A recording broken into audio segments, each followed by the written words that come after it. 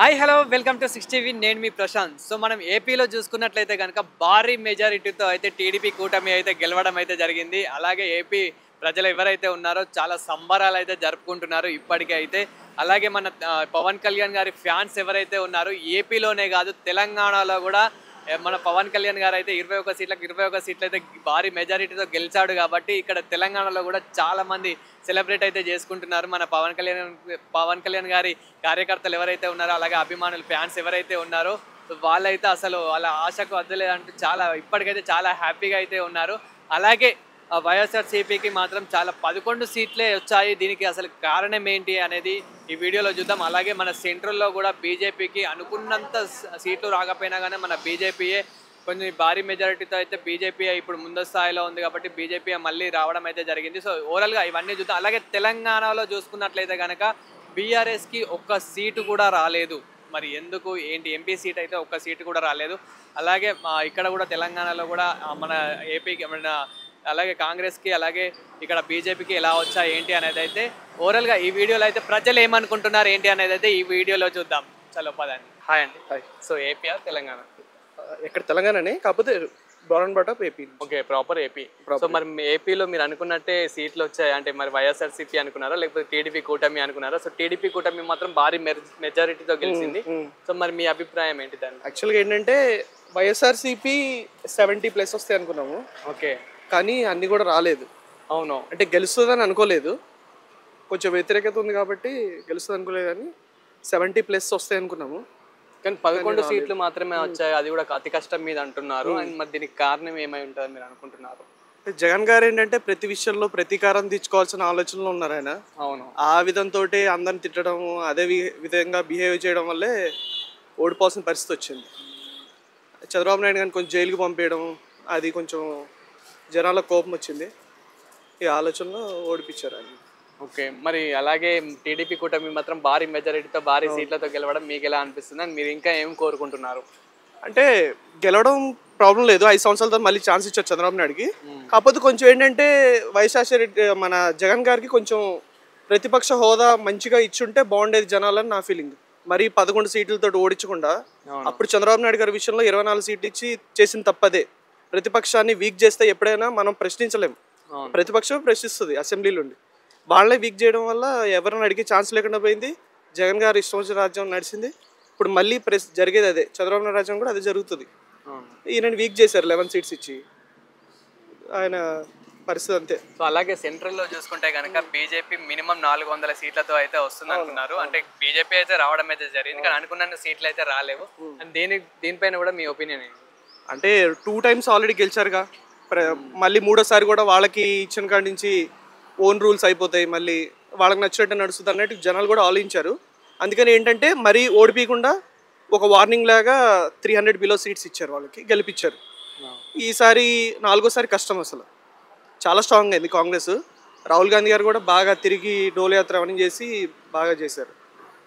దానివల్ల మెయిన్ గెలవడం ఛాన్స్ ఉంది. అలాగే ఇక్కడ మాధవి లత గారి గురించి మీకు ఏమైనా తెలుసు?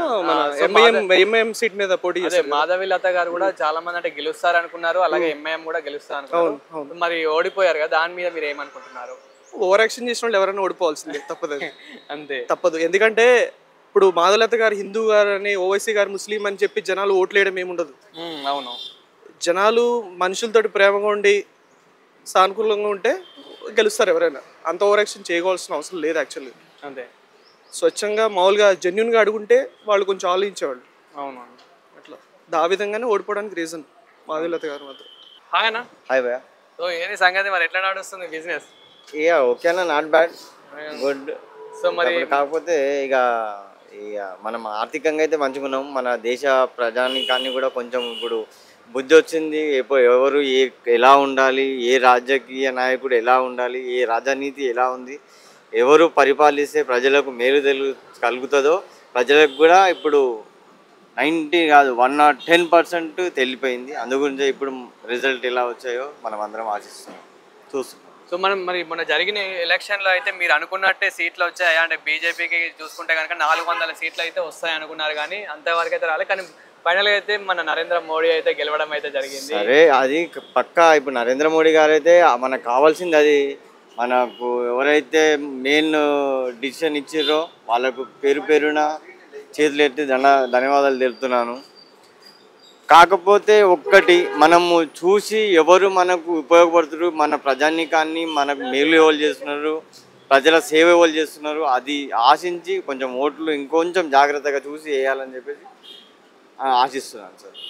అలాగే మనకి ఇక్కడ ఏపీలో చూసుకుంటే కనుక టీడీపీ కూటమి మాత్రం మామూలుగా గెలవలేదు, భారీ మెజారిటీ భారీ సీట్లతో అయితే గెలవడం అయితే జరిగింది. అరే నిన్న చంద్రబాబు నాయుడు గారు చెప్పారు కదండి క్లియర్గా, నాయకుడు అంటే ప్రజా నాయకుడు అంటే ఎలా ఉండాలి, ప్రజా నాయకుడు అంటే ఎలా ఉండాలి, మరి మీరే అంటే ఇప్పుడు ప్రజలే సూచించారు కదా చంద్రబాబులా ఉండాలని చెప్పేసి ఏకతాటిగా చెప్పారు. ఎలా ఉండకూడదు అని చెప్పేసి ఎగ్జాంపుల్ కాదు రియల్గా చెప్పేశారు కూడా, ప్రజలే చెప్పారు. మన దగ్గర ఇప్పుడు క్వశ్చన్ లేదు, ఆన్సరే ఉంది ఇప్పుడు మన దగ్గర. అదే సార్.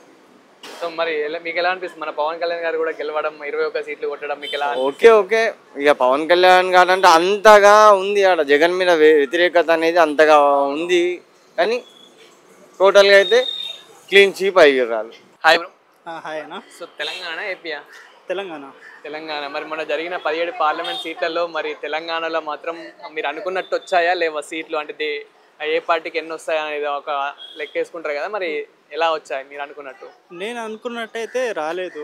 యాక్చువల్లీగా కేసీఆర్ సార్కి మ్యాక్సిమం ఒక 10 సీట్లైనా వస్తాయని మేము అనుకున్నాం, కానీ కేసీఆర్ సార్కి రాలేదు. సో యాక్చువల్గా కేసీఆర్ సారే విన్ అవ్వాలని మేము అనుకున్నాం. కేసీఆర్ గారికి అయితే ఒక్క సీట్ కూడా అయితే రాలేదు. అదే దాని పేరు ఎలా జరిగిందో మాకు కూడా తెలియదు ఇది. సో యాక్చువల్గా మేము అంటే కేసీఆర్ రావాలి, కేసీఆర్ పార్లమెంట్ రావాలని మేము అనుకున్నాం చాలా. మేము సీఎం కూడా కేసీఆర్ ఇవ్వాలనుకున్నాం, కానీ అది కూడా జరగలేదు. ఈసారి కూడా అలా జరగలేదు, కానీ కేసీఆర్ పార్లమెంట్ చాలా బాగుంటుంది అట్లా. ఓకే, మనం పైన సెంట్రల్లో చూసుకున్నట్లయితే కనుక బీజేపీకి అట్లీస్ట్ 400 సీట్లు అయితే వస్తాయని అనుకున్నాం, కానీ 400 సీట్లు అయితే రాలేవు. మరి దీనికి కారణం ఏమై ఉంటుంది అని మీరేమనుకుంటున్నారు? దీనికి కారణం ఏంటంటే ఇప్పుడు కాంగ్రెస్ పార్టీ కూడా అధికారంలోకి వచ్చింది. చాలా చోట్ల అధికారంలో నడుస్తుంది Congress party. So Congress party ఇప్పుడు డెవలప్మెంట్ అంటే కొత్తగా అధికారంలోకి వచ్చింది ప్రజెంట్ అయితే మన తెలంగాణలో. సో ఇంకా ఏం డెవలప్మెంట్ అయితే జరుగుతలేవు, కానీ చూడాలి డెవలప్మెంట్ చేస్తారా చేయరా అని మనం ఆ విషయాన్ని కూడా గమనించి చూడాలి. సో చూడాలి. ఇక కేసీఆర్ పార్లమెంట్ అప్పుడు ఉన్న 5-10 ఇయర్స్లో అయితే చాలా డెవలప్మెంట్ జరిగినాయి, ఐటీ పరంగా కానీ మనం ఫర్నిచర్ పరంగా కానీ చాలా మంచిగా జరిగినాయి. సో ఇప్పుడైతే చూడాలి ఏం జరుగుతుందో, కాంగ్రెస్ గవర్నమెంట్ ఏం చేస్తుందో అట్లా చూడాలి. అలాగే మనం ఏపీలో చూసుకుంటే కనుక టీడీపీ కూటమి మాత్రం భారీ మెజారిటీతో అయితే గెలవడం అయితే జరిగింది. సో దాని మీద మీ అభిప్రాయం ఏంటి, మీరు ఏమనుకుంటున్నారు? దానిపైన అంటే ఇప్పుడు పవన్ కళ్యాణ్ ఫ్యాన్స్ ఎక్కువ. ఇంకా పవన్ కళ్యాణ్ సార్ కూడా ఇప్పుడు 10 ఇయర్స్ నుంచి దాదాపు కష్టపడుతున్నారు. సో ఆయన కష్టాన్ని ఫలితంగా ఇలా దొరికిందన్నమాట. సో సార్ ఇప్పుడు ఏంటంటే ఇప్పుడు ఇప్పుడు మనం జగన్ అన్న పార్లమెంట్ అన్నా కూడా చూడవచ్చు. ఆయన చేసేది, ఆయన డెవలప్మెంట్ అన్నా సరే, అవి అయినా సరే ఇప్పుడు చూడాలి. ఇప్పుడు మనం ఈ కూటమి ప్రభుత్వం వచ్చింది, సో ఏం డెవలప్మెంట్ చేస్తారో చూడాలి. కానీ నాకు తెలిసినంత వరకు అయితే డెవలప్మెంట్ అయితే జరుగుతాయని మేము అనుకుంటున్నాం అక్కడ. సో అక్కడ డెవలప్మెంట్ జరిగితే సో దాని పరకంగా అయినా తెలంగాణ అయినా కూడా కొంచెం చేంజ్ అవుతుందని చూడాలి, అంతే.